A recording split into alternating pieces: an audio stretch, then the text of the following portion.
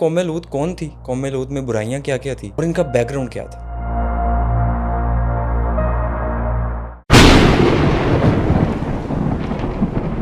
قرآن مجید میں حضرت لوط علیہ السلام کی قوم کا قصہ تقریباً 9 جگہوں پر آیا ہے۔ اور سب سے بڑی برائی کیا تھی ان کی؟ قوم لوط کا تخصص یہ تھا، انہوں نے کئی گناہ دریافت کیے تھے جو اس سے پہلے زمین پر موجود ہی نہیں تھے۔ اس قوم سے پہلے یہ گناہ کسی نے نہیں کیا، کسی کی توجہ اس طرف نہیں گئی، تو اجنب انہوں نے اس کو پتھر مارا، وہاں کے ایک مقامی نے، جس سے حضرت ابراہیم کے خادم کا سر پھٹ گیا اور خون پورے سر پر آ گیا۔ تو پھر حضرت لوط علیہ السلام نے ان کی اصلاح کیسی کی تھی قوم کی؟ ایک وقت آیا کہ وہ قرآن مجید بیان کرتا ہے اور مفسرین وہ مجالس میں جب ان کی بیوی بیٹے بیٹیاں بیٹھی ہوئی تھی ان کے سامنے لڑکوں کے ساتھ بدفعلی مجالس میں کرتے تھے۔ تو حضرت لوط علیہ السلام نے مجالس میں جا کے ان کی اصلاح شروع کی۔ پہلا عذاب یہ آتا ہے کہ ایک چیخ آتی ہے، زوردار چیخ، اتنی ہولناک ہوتی ہے کہ ان کے جگر پھٹ جاتے ہیں۔ اس پتھر کا اس شخص پر نام لکھا ہوتا تھا، اتنا زوردار وہ پتھر تھا اور وہ دھنس جاتا تھا زمین کے اندر۔ یہ دور ویسا ہی ہے نا جیسے آپ نے پہلے بتایا کہ ان کو جب وہ کہتے تھے حضرت لوط علیہ السلام کے سدھر جاؤ، وہ نہیں سدھرتے تھے، وہ غلط کہتے تھے۔ تو آج بھی ویسا ہی دور، آپ کسی کو سمجھانے جاؤ گے تو وہ کہیں گے کہ یار آپ کون ہوتے سمجھانے والے؟ لا یعذبہم وانت فیہم، کہ جب تک حضور موجود ہیں اکٹھا عذاب نہیں آئے گا۔ قوم لوط کو قرآن پاک میں سب سے بدترین قوم کیوں کہا گیا ہے؟ ان کی لائف سٹائل میں ایسی کون سی روش تھی جو اللہ کے عذاب کا سبب بنی؟ حضرت لوط علیہ السلام کا پیغام اتنا واضح تھا، پھر بھی اس قوم نے انکار کیوں کیا؟ اور کیا آج کی ہماری ماڈرن سوسائٹی بھی قوم لوط کی طرح بنتی جا رہی ہے؟ یہ سب کچھ اور بہت کچھ آج ہم جانیں گے ڈاکٹر علی وقار صاحب سے، تو اس پوڈ کاسٹ کو اینڈ تک لازمی دیکھیے گا۔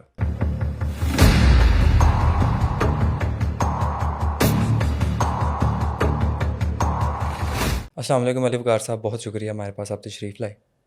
سر آج کا جو ٹاپک ہے وہ قوم لوط پہ ہے۔ سر آج کی دنیا میں اگر دیکھا جائے تو LGBTQ جو ہے وہ بہت پروموٹ کیا جاتا ہے، ایون کہ کچھ ادر کنٹریز ہیں جو اس کو بہت زیادہ پروموٹ بھی کرتی ہیں۔ تو یہ جو گے کلچر ہے یہ آیا بھی قوم لوط سے۔ تو سوال میرا یہ ہے کہ قوم لوط کون تھی؟ قوم لوط میں برائیاں کیا کیا تھی اور ان کا بیک گراؤنڈ کیا تھا؟ بسم اللہ الرحمن الرحیم، بہت شکریہ، آپ نے کافی سارے سوال اکٹھے کر دیے، ہم اس کو ون بائی ون ایڈریس کرنے کی کوشش کرتے ہیں۔ سب سے پہلے حضرت لوط علیہ السلام کا تھوڑا سا تعارف میں کروا دوں۔ حضرت لوط علیہ السلام جو تھے یہ حضرت ابراہیم علیہ السلام کے بھتیجے تھے۔ حضرت ابراہیم کے بھائی تھے ہاران، ان کے بیٹے تھے۔ ہاران لوط علیہ السلام کے والد کا نام تھا۔ یہ اکٹھے رہتے تھے۔ تو بائبل کے مطابق حضرت لوط اور حضرت ابراہیم علیہ السلام ان دونوں کے ریوڑ تھے، ہاران کے بھی ریوڑ تھے اور حضرت ابراہیم کے بھی ریوڑ تھے، یعنی یہ غریب لوگ نہیں تھے، فائنینشلی سٹرونگ لوگ تھے۔ تو ان دونوں کے اپنے اپنے ریوڑ تھے۔ تو جب ریوڑ ہوتے تھے پرانے دوروں میں تو لوگ چرواہا رکھ لیتے تھے جو ان ریوڑوں کو گھماتے پھراتے تھے، جانور چرتے تھے، یوں وہ بڑے ہوتے تھے، بعد میں پھر بزنس کے طور پہ اس کو سیل کرتے تھے۔ اور یہ رہتے تھے اپنا مصر میں، حضرت ابراہیم اور حضرت لوط دونوں مصر میں رہتے تھے۔ ابراہیم کے بھائی بھی مصر میں رہتے تھے۔ تو دونوں کے ریوڑ آگے چلتے، بھائی کی وفات کے بعد وہ ریوڑ حضرت لوط کو منتقل ہو گئے ہاران کی وفات کے بعد۔ ادھر وہ ہاران والے ریوڑ اور ادھر حضرت ابراہیم کی بکریوں کے ریوڑ جو چڑھتے تھے۔ تو ان کے جو چرواہے تھے ان کے آپس میں چپکلش ہوتی تھی بائبل کے اندر، یہ بڑا انٹرسٹنگ قصہ ہے۔ وہ کہتا تھا جو حضرت ابراہیم کے چرواہے تھے وہ کہتے تھے کہ پہلے ابراہیم کی بکریاں چریں گی، وہ بڑے ہیں، اور چراگاہ ایک ہی تھی، سب سے علاقہ ایک ہی تھا جہاں سے بکریاں چرانی تھی۔ اور جو حضرت لوط علیہ السلام کا ریور کا چرواہا تھا وہ کہتا تھا نہیں، لوط چھوٹے ہیں، پہلے لوط علیہ السلام کا حق بنتا ہے۔ یہ بات چلتے چلتے ان تک پہنچ گئی، دونوں تک، حضرت ابراہیم اور حضرت لوط علیہ السلام تک۔ حضرت ابراہیم علیہ السلام نے حضرت لوط علیہ السلام کو بلایا اور بڑے اچھے طریقے سے ڈسکشن کر کے اس کا حل یہ نکالا کہ اب وہ دیکھیں ظاہراً ایک عام چھوٹا سا واقعہ بنا، ٹھیک ہے، انسیڈنٹ کا وجہ، اور پیچھے اللہ کی کتنی بڑی حکمت کار فرماتی۔ حضرت ابراہیم علیہ السلام نے حضرت لوط کو فرمایا کہ تم بھی اس علاقے سے جاؤ اور میں بھی اس علاقے سے جاتا ہوں۔ حضرت ابراہیم اپنا ریوڑ لے کے فلسطین کی طرف تشریف لے گئے اور فلسطین میں اپنی بکریاں چرانے کے لیے چلے گئے اور فلسطین میں دین اور دعوت کا کام کرنے چلے گئے۔ اور حضرت لوط علیہ السلام کو حکم کیا کہ آپ بھی ریوڑ لے کے چلے جائیں۔ اور حضرت لوط علیہ السلام اردن کے مشرقی علاقے، جگہ کا نام تھا صدوم اور بستی کا نام تھا آمورہ، اس کے اندر چلے گئے. اب وہاں ان کی ریور چڑھنے لگے، اب وہاں ان کے ریور چڑھنے لگے. اب وجہ دیکھیں کیا چرواہوں کا کلیش بنا. لیکن اللہ تعالیٰ نے اپنے دو جلیل القدر انبیاء کے ذریعے فلسطین میں بھی حق کا پیغام بھیجنا تھا، اور ادھر صدوم، شہر صدوم اور بستی آمورہ میں بھی حق کا پیغام بھیجنا تھا. یوں حضرت لوط علیہ السلام آمورہ بستی پہنچ جاتے ہیں. جب وہ پہنچتے ہیں اور وہاں رہائش اختیار کرتے ہیں تو وہ بڑے عجیب و غریب قسم کے گناہوں میں مبتلا ہیں وہ لوگ. قرآن مجید میں حضرت لوط علیہ السلام کی قوم کا قصہ تقریباً 9 جگہوں پر آیا ہے. اچھا مجھے بتائیں کہ قوم میں لوط جو تھی وہ کن برائیوں میں ملوث تھی، مطلب کون سی برائیاں کرتی تھی اور سب سے بڑی برائی کیا تھی ان کی؟ ہاں، یہ بھی اہم سوال ہے. آپ دیکھیں جو قوم لوط ہے، جس طرح آپ کہتے ہیں نا کہ فلاں نے یہ چیز انوینٹ کی، دریافت کی، کولمبس نے امریکہ دریافت کیا، ٹھیک ہے، گراہم بیل نے ٹیلی فون دریافت کیا. قوم لوط کا تخصص یہ تھا، انہوں نے کئی گناہ دریافت کیے تھے جو اس سے پہلے زمین پر موجود ہی نہیں تھے. ان کے بہت سارے گناہ ہیں. ایک جو بہت بڑا گناہ تھا جس کو قرآن مجید نے خاص طور پہ ان سے منسوب کیا، اور قرآن مجید نے فرمایا کہ زمین پر عالمین میں اس قوم سے پہلے یہ گناہ کسی نے نہیں کیا، کسی کی توجہ اس طرف نہیں گئی. اور وہ یہ تھا کہ یہ لوگ اپنی شہوت کو پورا کرنے کے لیے عورتوں کی بجائے مردوں کی طرف جاتے تھے. گیزم کا کلچر چلا. یہ پہلی قوم تھی جنہوں نے یہ کام کیا. اب یہ وہ کام تھا جو غیر فطری تھا، جو اس سے پہلے کسی نے نہیں کیا تھا، اور یہ اس کام کے موجد تھے. انہوں نے ایجاد کیا تھا یہ کام. اچھا، صرف یہی نہیں ایجاد کیا، انہوں نے 2 اور بھی گناہ ایجاد کیے. وہ کون سے تھے؟ وہ بڑے خطرناک تھے. ایک گناہ تو یہ ایجاد کیا، دوسرا انہوں نے گناہ یہ ایجاد کیا، یہ خائن تھے، خیانت کرتے تھے. لوگوں کو تکلیف میں دیکھ کے یہ انجوائے کرتے تھے. اب مثلا وہ کیا ہوتا یہ تھا کہ ایک تاجر آیا، اس نے اپنی دکان کھول لی. اب اس دور میں لوگ جب دالیں، چنے، یہ چیزیں بیچتے تھے تو رواج تھا کہ بوریوں میں ڈالتے تھے اور اوپر سے یوں بوری فولڈ کر دیتے تھے تاکہ کسی نے چیک کرنا ہے تو اوپر آ کے وہ مال کو دیکھ لے. تو یہ پوری ٹولیوں کی ٹولیاں وہاں سے آتی قوم لوط کے، پلان کر کے یہ آتے کہ ہر شخص اس بوری میں سے 1-2 ہاتھ بھر لیتا. چیک کرنے کے بہانے ہاتھ بھر لیتا، اور یوں اتنی طویل ٹولیاں آتی کہ اس کی بوریاں خالی ہوتی اور وہ روتا بیٹھ کے کہ یہ کیا ہو گیا. تو پھر 1-2 شخص آتے کہتے تم ہمارے اس کے لیے رو رہے ہو، یہ لو ہم اپنی واپس ڈالتے ہیں. وہ کہے گا بھائی یہ 1-2 مٹھی واپس ڈالنے سے کیا ہو گیا، میرا تو پورا کا سامان ہی تم لوگوں نے تباہ کر دیا. یوں یہ خیانت کرتے تھے. اچھا اب دیکھیں، وہ جو 1 یا 2 مٹھی ہر بندہ لے کے جا رہا ہے، ان کا کوئی بھلا ہے؟ نہ اس نے پکانا ہے، نہ کاروبار کچھ. یہ صرف اگلے بندے کو اذیت دینے کے لیے، اس کے نقصان پر یہ خوش ہوتے تھے اور ہنستے تھے جا کے دیکھو ہم نے کیا کہ نہیں کیا. یوں ٹولیاں بنا کے آتے تھے اور یہ کام کرتے تھے. اور تیسرا گناہ کون سا تھا؟ جہاں وہ میں بتاتا ہوں، وہ اس سے بھی انٹرسٹنگ تھا. آپ حیران ہوں گے کہ یہ کیسے سوچتی تھی یہ قوم. حضرت ابراہیم علیہ السلام نے اور حضرت سارہ نے، چونکہ یہ بھتیجے تھے، حضرت لوط کی طرف اپنے خادم بھیجا حال احوال دریافت کرنے کے لیے. تو انہوں نے جب دیکھا، جب وہ ان کی بستی میں داخل ہوئے تو انہوں نے دیکھا کہ یہ اجنبی ہے. تو انہوں نے اس کو پتھر مارا، وہاں کے ایک مقامی نے، جس سے حضرت ابراہیم کے خادم کا سر پھٹ گیا اور خون پورے سر پر آ گیا. تو ان میں ایک رسم تھی سر سرخ کرنے کی، نا ٹھیک ہے نا، سر سرخ کرنے کی، زخم دے کے زخم دے کے نہیں، ویسے ہی وہ سمجھتے تھے کہ کوئی ان کی ہوگا رواج.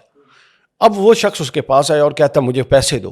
کیوں؟ وہ کہتا جی میں نے تو تجھے اعزاز بخشا، تیرا سر سرخ کر دیا. وہ کہ تمہارا دماغ خراب ہے، تم نے مجھے مارا ہے، میرا سر پھاڑ دیا، میرا خون نکلا ہے، تو سر سرخ والی کیا رسم ہے؟ وہ کہتا نہیں مجھے دو. کہتا نہیں تو ہمارے بادشاہ کے پاس چلو. بستی صدوم اور آمورہ میں بادشاہ کے پاس اس کو لے گیا. اب وہ جو ابراہیم علیہ السلام کا خادم تھا، ظاہر ہے اس کا تصور بھی نہیں کر سکتا تھا وہ کہ اتنا illogical بھی کہیں پہ رول ہو سکتا ہے. اس نے کہا چلو بادشاہ کے پاس چلتے ہیں. بادشاہ کے پاس گئے تو اس نے بتایا جی میں نے اس کا سر سرخ کیا ہے، یہ عزت و اکرام کی، اب یہ مجھے اس کے بدلے میں کچھ بھی نہیں دے رہا. بادشاہ نے کہا یہ ٹھیک کہتا ہے، اس کو دو. اس بندے نے کیا کیا، اس نے وہاں پتھر اٹھایا اور بادشاہ کے سر پہ دے مارا. اس نے کہا یہ جو تم نے مجھے دینا ہے وہ تم اس کو بدلے میں اس کو دے دینا، اور خود وہ وہاں سے بھاگ گیا. سمجھے؟ تو یہ ان کے اندر یعنی ہر ظلم، ہر جبر، ہر بربریت جو تھی یہ قوم لوط کا شعار تھی. اس کے بعد پھر یہ مشرک بھی تھے، شرک بھی کرتے تھے. سمجھے؟ تو یہ ساری برائیاں مل کے ایک ایسا چیلنج بن گیا تھا حضرت لوط علیہ السلام کے لیے کہ جن کی اصلاح انہوں نے کرنی تھی. اور انبیاء کے لیے جب بھی جس ماحول میں آتے ہیں وہ ہمیشہ چیلنجنگ ماحول ہوتا ہے، آسان ماحول نہیں ہوتا۔ اچھا یہ سب تو آپ نے بتا دیا کہ کتنے کتنے گناہ کیے انہوں نے، کس کس قسم کے کیے، تو پھر حضرت لوط علیہ السلام نے ان کی اصلاح کیسی کی تھی قوم کی؟ حضرت لوط علیہ السلام نے ان کی کئی درجوں میں اصلاح کی کوشش کی۔ سب سے پہلے انفرادی طور پہ ہر ایک کو بتاتے کہ یہ گناہ ہے، یہ غیر فطری عمل ہے، اللہ کا عذاب ہوگا۔ پھر چلتے چلتے جب یہ معاملہ زیادہ بڑھ گیا اور وہ باز نہیں آئے تو حضرت لوط علیہ السلام نے ان کی مجالس میں جا کے واعظ کرنا شروع کر دیا، مجالس میں جا کے واعظ۔ اور یہ کب ہوا یہ بھی سن لیں، ان کے اندر بھی برائی جو تھی نا وہ بتدریج بڑھتی جا رہی تھی۔ ایک وقت تھا کہ وہ لڑکوں کے ساتھ بدفعلی خلوت میں کرتے تھے، تنہائی میں جا کے، لیکن چلتے چلتے وہ اتنے بے حیا ہو چکے تھے، ایک وقت آیا کہ وہ قرآن مجید بیان کرتا ہے اور مفسرین، وہ مجالس میں جب ان کی بیوی بیٹے بیٹیاں بیٹھی ہوئی تھیں ان کے سامنے لڑکوں کے ساتھ بدفعلی مجالس میں کرتے تھے، پبلکلی مجالس میں۔ یعنی ایک مجلس برپا ہوئی ہے، وہاں پہ 15-20 لڑکے بلا لینے، خود آ جانا اور وہاں پر یہ کام ہونا۔ تو حضرت لوط علیہ السلام نے مجالس میں جا کے ان کی اصلاح شروع کی، ان کو شرم دلایا، غیرت دلائی کہ یہ کیا کوئی کرنے کا کام ہے، یہ غیر انسانی حرکت، ٹھیک۔ تو سب سے پہلے تو انہوں نے حضرت لوط علیہ السلام کو اگنور کیا، توجہ نہیں دی۔ اس کے بعد انہوں نے کہا حضرت لوط علیہ السلام کے، قرآن مجید نے کہا یطہرون، یہ اتنا پاک بنتا ہے، انہوں نے کہا یہ ناپاکوں کی بستی میں پاک آ گیا، یہ اور اس کا خاندان، ان کو یہاں سے نکالو۔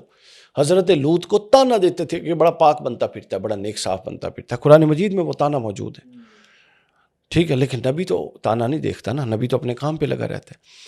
حتیٰ کہ انہوں نے حضرت لوط علیہ السلام کو کہتے کہ جب یہ تانے کا معاملہ بھی گزر گیا، تانے کا معاملہ گزر، پھر وہ حضرت لوط کو کہتے ہیں کہ اچھا جو تو کہتا ہے کہ عذاب آئے گا وہ عذاب لے کر ہم اس عذاب کے منتظر ہیں۔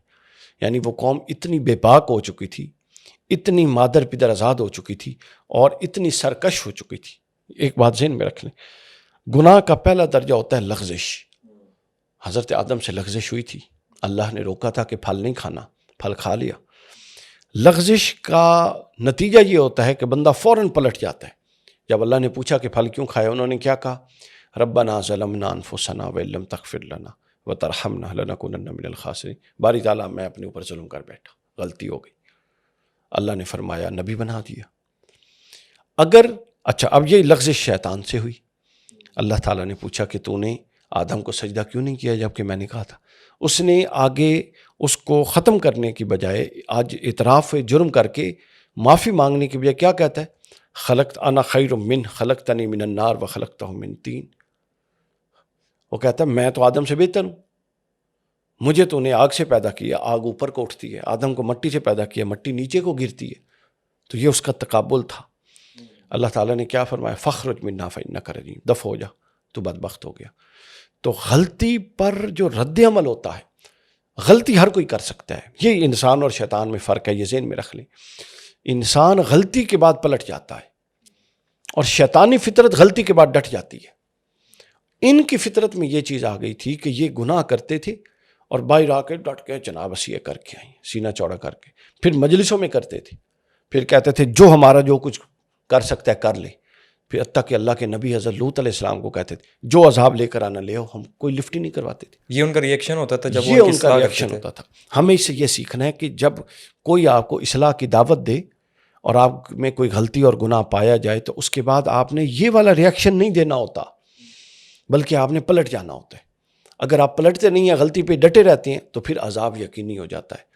تو جب وہ بار بار کہنے کے، بار بار تنبیہ کرنے کے، مجلسوں میں جا کے روکنے کے، تانے برداشت کرنے کے، تان برداشت کرنے کے باوجود جب وہ قوم نہ رکی، آخر پہ وہ یہی کہتے تھے کہ جو عذاب لے آنا لے آؤ۔ پھر حضرت لوط علیہ السلام ان پر سے مایوس ہو گئے اور پھر اس کے بعد عذاب کا قصہ آتا ہے۔ جب اس قوم نے حضرت لوط علیہ السلام کی اصلاح کو انکار کیا اس کا، تو پھر جو ان پہ عذاب آیا اس کا کیا پروسیجر تھا؟ وہ کس حد تک تھا؟ وہ عذاب جو تھا نا جی، جو ان پر آیا، وہ ایک یعنی طویل پروسیجر ہے اس کا۔ کچھ ملائکہ آتے ہیں، 3 ملائکہ حضرت ابراہیم کے گھر۔ حضرت ابراہیم علیہ السلام کی عادت تھی کہ وہ جب کھانے کا وقت ہوتا تھا تو وہ بہت مہمان نواز تھی۔ وہ اپنے گھر سے نکلتے، دائیں بائیں گھومتے پھرتے، حتیٰ کہ کچھ کلومیٹر جاتے آتے تاکہ کوئی مسافر مل جائے اس کو لے آتے اور اس کو ساتھ بٹھا کے کھاتے۔ اب یہ 3 مسافر آ گئے، حضرت ابراہیم بہت خوش کہ چلے آج مسافروں کے ساتھ کھانا کھائیں گے. انہوں نے بکری کا بچہ بھنا ہوا ان کے سامنے رکھ دیا. اب وہ نہ کھائیں کیونکہ وہ تو فرشتے تھے. حضرت ابراہیم تھوڑے جھجکے، تھوڑے خوف زدہ ہوئے کہ یہ کیوں نہیں کھا رہے، کہیں میرے دشمن تو نہیں ہے. تو انہوں نے کہا کہ ابراہیم خوف نہ کھاؤ، یہ قرآن مجید میں ہے سارا، ہم اللہ کی طرف سے بھیجے ہوئے ہیں، ملائکہ ہیں. ابراہیم علیہ السلام نے ان کے ساتھ بات چیت کی، آنے کی وجہ دریافت کی، تو وہ کہتے ہیں ہم آپ کو ایک بیٹے کی بشارت دینے آئے ہیں. حضرت ابراہیم کی جو زوجہ تھی حضرت سارہ، وہ دروازے میں کھڑی تھی پردے میں، اور وہ اندر سے ہنس رہی تھی کہ اب میرے یہاں بیٹا ہوگا کہ جب کہ میں بھی بوڑھی ہو چکی اور میرا شوہر بھی بوڑھا ہو چکا ہے، بوڑھے ہو چکے تھے. تو انہوں نے کہا کہ اللہ کی رحمت پر تمہیں امید نہیں ہے؟ انہوں نے کہا اللہ کی رحمت پہ تو ہمیں امید ہے، اللہ کی رحمت سے تو کافر مایوس ہوتا ہے، ہم تو نہیں ہوتے. انہوں نے کہا بس پھر اللہ کی رحمت پہ امید رکھو، اللہ کے ہاں یہ ٹھہر چکا ہے، تمہارے یہاں ایک بیٹا ہوگا جو علم والا ہوگا، حلم والا ہوگا. تو اللہ تعالیٰ نے اس بشارت کے نتیجے میں حضرت ابراہیم علیہ السلام کو پچھلی آخری عمر میں حضرت اسحاق جیسا بیٹا دیا، جن سے پھر بنی اسرائیل کے ہزاروں انبیاء آئے. حضرت ابراہیم نے پوچھا کہ آنے کی وجہ یہی بشارت ہے؟ انہوں نے کہا نہیں، ہم تو آگے جا رہے ہیں، یہ تو رستے میں رک کے آپ کو بشارت دینے کا حکم تھا. حضرت ابراہیم نے پوچھا آگے کہاں جا رہے ہو؟ انہوں نے کہا قوم لوط کی طرف، حضرت لوط کے قوم کی طرف جا رہے ہیں، اور قوم لوط پر اللہ تعالیٰ انتہائی غضبناک ہے، اور ان پر عذاب ہونا اللہ کے ہاں ٹھہر چکا ہے. حضرت ابراہیم علیہ السلام نے کہا نہیں، اس پر عذاب نہ لاؤ، جس قوم میں لوط جیسا صالح موجود ہے اس پر کیسے تم عذاب لاؤ گے؟ انہوں نے کہا اللہ سب جاننے والا ہے، اللہ تعالیٰ اس کا کوئی حل ہی نکال دے گا. بہرحال وہ حضرت ابراہیم سے اجازت لیتے ہیں اور حضرت لوط کے گھر پہنچ جاتے ہیں. اب یہ نوجوان کی شکل میں ہوتے ہیں، اور وہ آپ کو پتہ ہے نوجوانوں کو دیکھ کر کیا کرتے تھے. جب یہ گھر میں آتے ہیں تو کچھ لوگ ان کو آتے ہوئے دیکھ لیتے ہیں، تو حضرت لوط کے گھر ان کے قبیلے کے، بستی کے لوگ اور جو علاقے کے لوگ تھے، وہ ان خوبصورت نوجوانوں کو دیکھ کر اوپر دروازے توڑتے ہیں اور پورے گھر کا حصار بنا لیتے ہیں کہ یہ نوجوان معاذ اللہ بدفعلی کے لیے ہمارے حوالے کرو. حضرت لوط علیہ السلام ناراض ہوتے ہیں، غضبناک ہوتے ہیں، ان کو کہتے ہیں کہ مجھے میرے مہمانوں کے سامنے تو شرمندہ نہ کرو، کچھ خدا کا خوف کرو، یہ تو میری بیٹیاں ہیں، قوم کی بیٹیاں جو تمہاری بیوی ہیں، ان کے ساتھ اپنی خواہشات پوری کرو. وہ کہیں نہیں، ہمیں اپنی نصیحتیں نہ سنا، ہم جو کہہ رہے ہیں وہ کر. اب یہ معاملہ بڑھتا گیا، حتیٰ کہ حضرت لوط علیہ السلام کی دیوار پھلانگ کے وہ اندر آنے لگ گئے. تو ادھر سے حضرت لوط کی پریشانی کو دیکھ کر ملائکہ نے بولے، پہلے تو وہ سمجھ رہے تھے کہ یہ کوئی مہمان ہے. انہوں نے حضرت جبرائیل علیہ السلام بولے کہ اے لوط، پریشان ہونے کی ضرورت نہیں، ہم انسان نہیں ہیں بلکہ ہم ملائکہ ہیں، نہ یہ آپ کا کچھ بگاڑ سکتے ہیں اور نہ ہمارا کچھ بگاڑ سکتے ہیں. امام ابن کثیر نے لکھا کہ اتنی دیر میں ایک شخص دیوار پھلانگ کے اندر آ گیا پیچھے سے. تو حضرت جبرائیل علیہ السلام نے اپنے پر کی ایک نوک اس کی آنکھ پر ماری، جس سے وہ اندھا ہو گیا، اور وہ یوں یوں دیواریں پکڑ کے چلتا تھا اور کہتا تھا کہ اے لوط، یہ شام کا وقت تھا. کس وقت آئے؟ مغرب کے قریب، مغرب سے پہلے حضرت ابراہیم کے پاس، مغرب کے قریب. اور کہتا ہے لوط یہ رات کا وقت ہے، کل صبح ہم تجھ سے اس کا بدلہ لیں گے.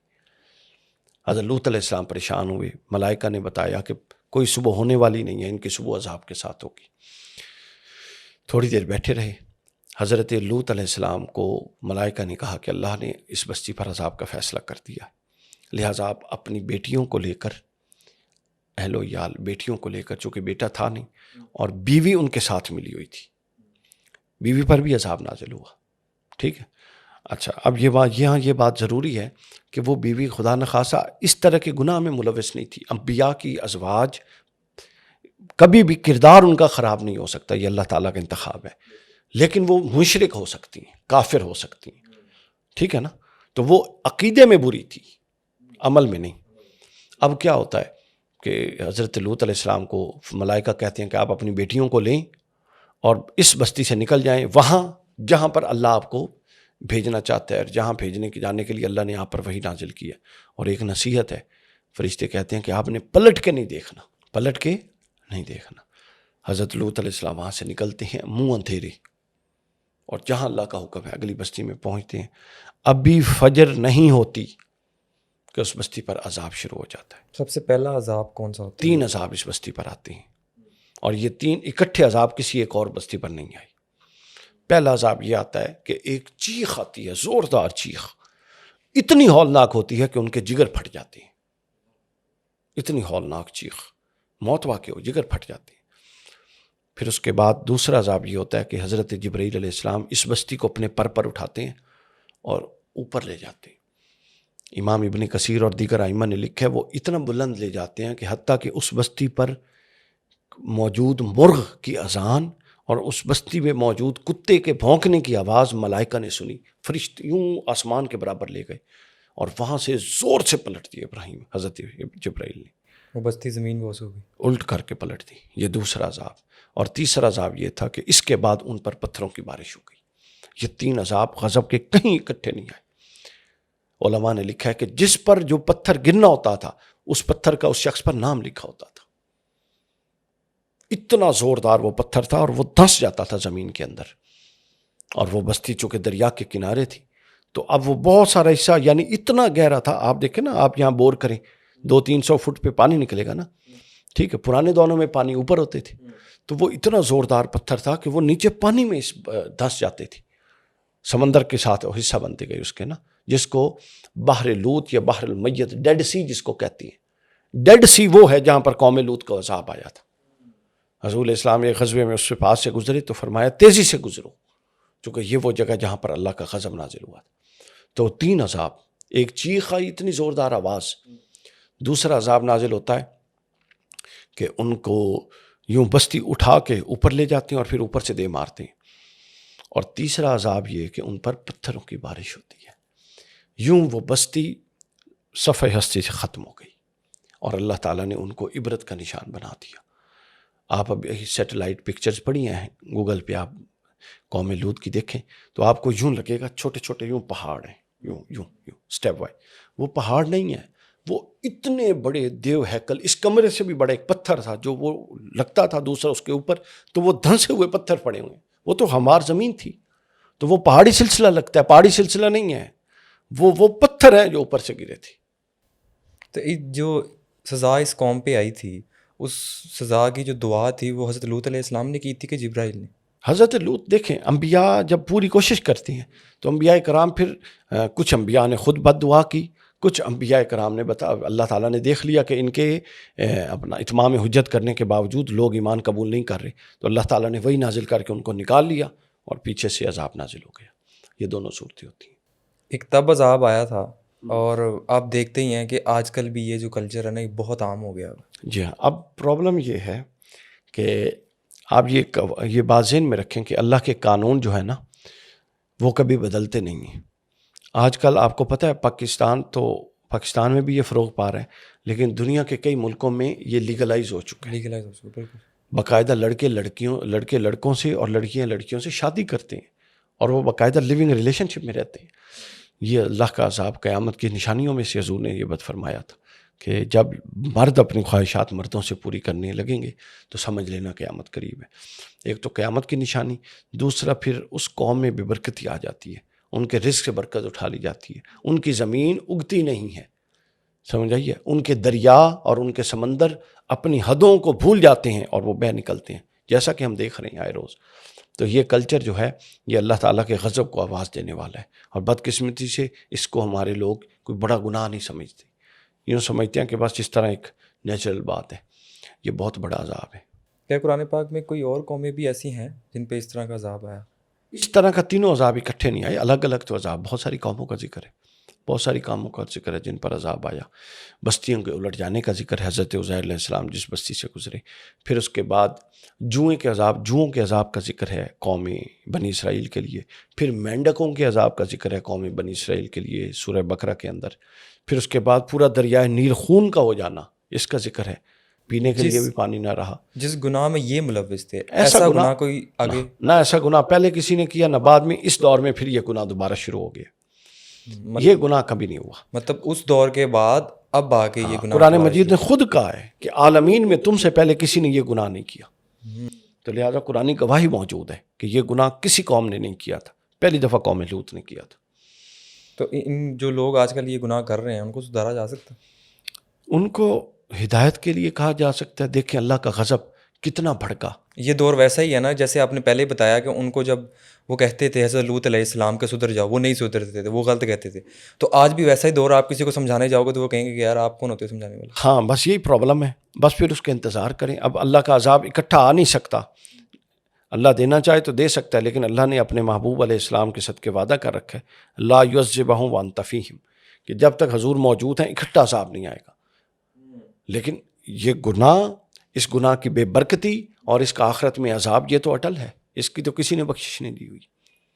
اب یہ کہ جس طرح پوری پوری بستیاں اور قومیں الٹ جاتی تھیں، وہ عذاب اب نہیں آ سکتا، اس عذاب سے اللہ تعالیٰ نے محفوظ رکھا ہوا ہے۔ جو اس قوم پہ عذاب آیا وہ آج کل بھی ویسے ہی یہ قومیں شروع ہو گئی ہیں، تو کوئی ایسا طریقہ ہے کہ ان کو ہم سیدھے راستے پہ لے آئیں، کوئی ان کی اصلاح کر سکیں؟ دیکھیں، اللہ تعالیٰ نے قرآن مجید کتاب ہدایت ہے، کتنی قومیں پیچھے آپ سے پہلے گزری ہیں، کوئی آپ کو شمار ہے؟ ہزاروں قومیں ہیں، لیکن قرآن میں کتنی قوموں کے قصے ہیں؟ چند قوموں کے۔ وہ قصے کیوں آئے ہیں، کبھی غور کیا آپ نے؟ صرف واقعے کے طور پہ نہیں آیا، کتاب ہدایت ہے، صرف وہ قصے اللہ تعالیٰ نے ہمیں یہاں پر اس میں رپیٹ فرمائے کہ جس کا ہماری قیامت تک آنے والی نسلوں کے ساتھ کہیں نہ کہیں ہدایت سے تعلق ہے۔ تو قرآن میں اس قصے کا ہونا اس بات کی دلیل ہے کہ اللہ جانتا تھا کہ یہ گناہ دوبارہ ہوگا۔ مجھے ایک بات بتائیں، ایک گناہ ہوا ہی نہیں ہے، ہونا ہی نہیں ہے، اس پر ڈرانے کا کوئی بنتا تک نہیں بنتا۔ تو جتنے گناہ ہوئے ہیں انہی کا قرآن نے قصہ بیان کیا ہے۔ تو قرآن مجید نے اس کا بیان کرنا اس بات کی دلیل ہے کہ یہ بیماری آخری امتوں میں دوبارہ آئے گی، تبھی تو اللہ نے پورا قصہ بیان کر دیا اور پورا عذاب بیان کر دیا اور پورا سلسلہ بیان کر دیا۔ تو لہٰذا یہاں سے ہمیں یہ سبق ملتا ہے کہ اگر کوئی شخص اس میں ملوث ہو تو اس کو انفرادی طور پہ سمجھانا چاہیے کہ یہ عذاب ہے، یعنی یہ اللہ اور اس کے رسول سے جنگ ہے، یہ فطرت کے خلاف جانا ہے، یہ اپنی نیچر کے اگینسٹ جانا ہے۔ گناہ کی کئی قسمیں ہوتی ہیں، مثلا ایک انسان اگر اپنی شہوت کسی عورت کے ساتھ پوری کرتا ہے اور ناجائز طریقے سے پوری کرتا ہے، وہ اس کی بیوی نہیں ہے، تو یہ بھی گناہ ہے، مگر یہ اگینسٹ فطرت نہیں ہے، یہ تو اگینسٹ فطرت ہے، چونکہ مرد عورت کی طرف کشش رکھتا ہے، یہ ایک فطری بات ہے۔ یہ غیر فطری ہے، یعنی آپ کی فطرت، آپ کا دل، آپ کا دماغ اتنا ٹیڑھا ہو چکا ہے کہ وہ اصل ٹریک سے ہی ہٹ چکا ہے سارا کا سارا۔ یعنی آپ کو اگر سمجھ لے کہ صاف پانی سے کہا گیا ہے کہ تم جا کے وہ پیو، پیاس بجھاؤ، تو تم گندے کنویں کے پاس پہنچ گئے ہو پیاس بجھانے۔ حضور علیہ الصلوۃ والسلام ایک دفعہ جب معراج پر گئے تھے تو واپسی پہ آپ نے آ کے سنایا کہ میں نے ایک دسترخوان دیکھا، کچھ لوگ تھے کہ دسترخوان پر بڑے اچھے کھانے پڑے تھے، وہ اس کو چھوڑ کے اپنے پہلو میں پڑا ہوا مردار گند کھا رہے تھے۔ کیوں ایسا کیوں؟ پوچھا گیا یا وہ کیوں؟ فرمایا وہ جو دسترخوان ہے وہ ان کی حلال بیوی ہیں جو ان کے پاس موجود ہیں، مگر وہ ان کو چھوڑ کے حرام رستوں سے اپنی خواہشیں پوری کر رہے ہیں۔ یہ مثال تھی، اس کی تمثیل تھی۔ تو لہٰذا اپنے معاملات کو درست رکھیے۔ شریعت نے جذبات پر قدغن نہیں لگائی، بلکہ ان جذبات کی تسکین کا جائز ذریعہ رکھا ہے۔ آپ اس جائز ذریعے کو اپنائیے۔ آپ کبھی بھی فطرت کے ساتھ ٹکرا کے، اللہ کے قانون کے ساتھ ٹکرا کے آگے کامیاب نہیں ہو سکتے۔ ابھی آپ میڈیکل بیماریاں چیک کریں، سب سے پہلے آپ مینٹلی، ایسا بندہ کبھی مینٹلی سٹیبل نہیں ہوتا۔ دوسرا، جتنی بیماریاں ہیں، سمجھ آئیے، بہت ساری بیماریاں ہیں جن میں ایڈز ہے، ٹھیک ہے، اس کا آغاز اس سے ہوتا ہے۔ اس کے بعد آپ دیکھیں کہ آپ نے اس دنیا کو آگے بڑھانا ہے کہ نہیں بڑھانا؟ بالکل۔ جب بچے ہی نہیں ہوں گے، نسل ہی نہیں ہوگی، تو کیا سب مر جائیں گے؟ 20-25 سال بعد دنیا خالی کرنی ہے؟ بھائی آپ شادیاں کرو گے عورتوں سے تو آگے نسل چلے گی، یعنی یہ عجیب و غریب مہم ہے۔ تو لہٰذا ان کو یہ سمجھنا چاہیے کہ یہ خلاف فطرت عمل ہے۔ کوئی اس کو جسٹیفائی نہ کرے، اور جو جسٹیفائی کر رہا ہے اس کو سمجھائیں کہ یہ واحد قوم ہے اور یہ واحد گناہ ہے جس پر 3 گنا عذاب نازل ہوا۔ تینوں الگ الگ تو عذاب قوموں پر آئے، مگر یہ واحد قوم تھی جس پر یہ تینوں عذاب اکٹھے نازل ہوئے۔